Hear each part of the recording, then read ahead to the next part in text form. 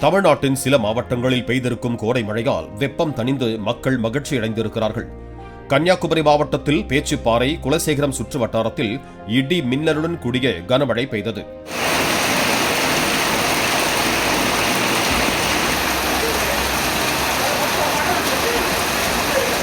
நெல்லை மாவட்டத்தில் அம்பாசமுத்திரம், கல்லிடைக்குறிச்சி சுற்று வட்டாரங்களில் பலத்த சூறைக்காற்றுடன் ஆலங்கட்டி மழை பெய்தது. இதில் கல்லிடைக்குறிச்சியில் பழமையான மரம் ஒன்று வேரோடு சாய்ந்ததால் அப்பகுதியில் இரவு வரை மின்வெட்டு தொடர்ந்தது.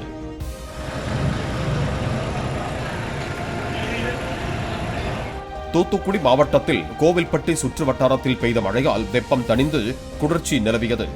இதேபோல தென்காசி மாவட்டம் சங்கரன் கோவில் சுற்று வட்டாரத்தில் கொளுத்தி வந்த கோடை வெயிலுக்கு மத்தியில் பெய்த மழையால் மக்கள் மகிழ்ச்சியடைந்தனர். கொடைக்கானலில் இடி மின்னலுடன் கூடிய கனமழை பெய்ததால் ரம்மியமான சூழல் நிலவுகிறது. இதனால் சுற்றுலா பயணிகள் மகிழ்ச்சியடைந்திருக்கிறார்கள்.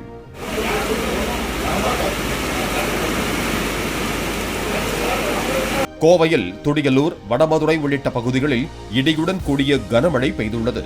பலத்த சூறைக்காற்றுடன் ஆலங்கட்டி மழையும் பெய்ததால் சில இடங்களில் மின்சாரம் தடைபட்டது.